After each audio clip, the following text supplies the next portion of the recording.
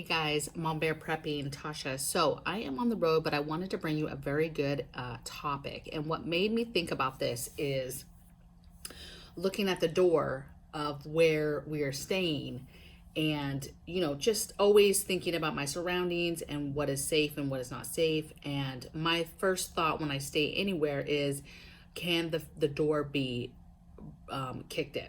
Okay, and I actually got this topic from Uncle Al. He sent me a whole list. He sent me recently some seeds in the mail, and with that, he sent me a list of different topics for the channel. And one just I gravitated right to because it's my type of video, because I love I shouldn't say I love, but we're constantly looking at our defenses and our security and figuring, hey, what can we do to harden our home and to make sure that people cannot enter it, right? And your door, okay, your entry points, which is your doors and your windows, are the number one way somebody can get into your home, okay? And so if you're able to fortify those in a good way, then you're way ahead of a lot of people, okay?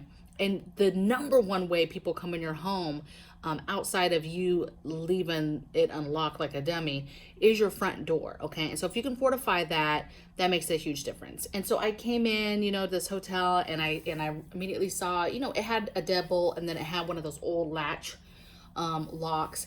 And at first I was like, oh, is that enough? But it really does do it. And it just took us trying to get out of the room a couple of times. Like, wow, this is really, really strong just for some flimsy looking locks, okay? So basically what I'm saying is, you taking precautions at any level to fortify your home makes a difference, okay? And there's all types of things on the market for fortifying your front door and making sure that it can't be kicked in, okay? And there's several things you can do. One of the basic ones and cheapest ways is just switching out the screws. Probably any channel that's ever talked about basic defense options that you can do is upgrading the screw length in your door frame. Because it just fortifies that screw further into the door frame, if not past it, depending on how long of screws that you replace it with. Now, another thing is there's all types of options. We have something that's called the Bull. I'll put a link in the description box so you can see it, but it's a way to fortify the door.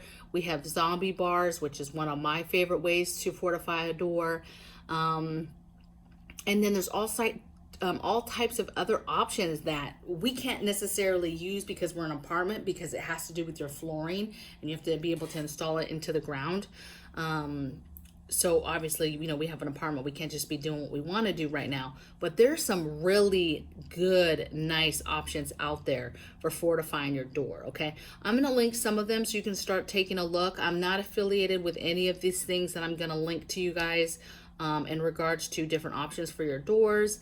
But I just want you to start taking a look at what is out there on the market and what you could do for your door, because there is options for doors that, like us, we're stuck in an apartment. There's options for you. And then of course, if you own your home and you're able to do a little bit more, there's all types of stuff you can do, okay? So you need to take a look at your door, figure out what type of deadbolt you have. Are you able to just, get a better door that has 2 or 3 deadbolts?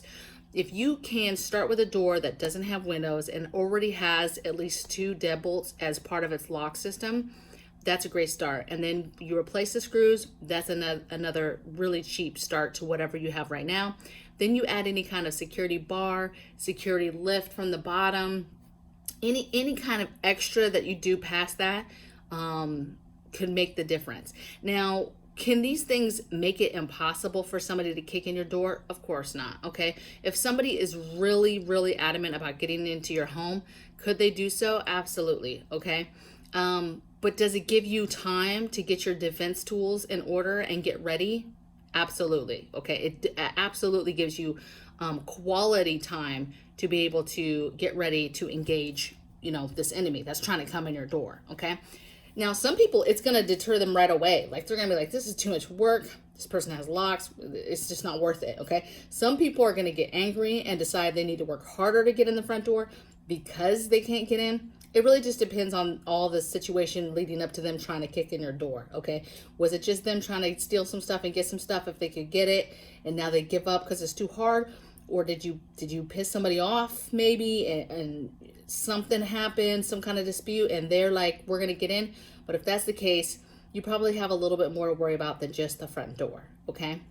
But a lot of times, if you stay gray man and you're quiet, and they're not even sure if somebody's in there, and they're trying to kick it in, and it's just too much work, and they try the windows, and you have all this stuff, they're gonna give up, because the average person is looking for the easy thing. Okay, so take a look at your door, take a look at options out there on the market, and make sure that your door is not an easy target as far as easily being kicked in. Okay, so I'll see you guys in the next video, and take care. Bye.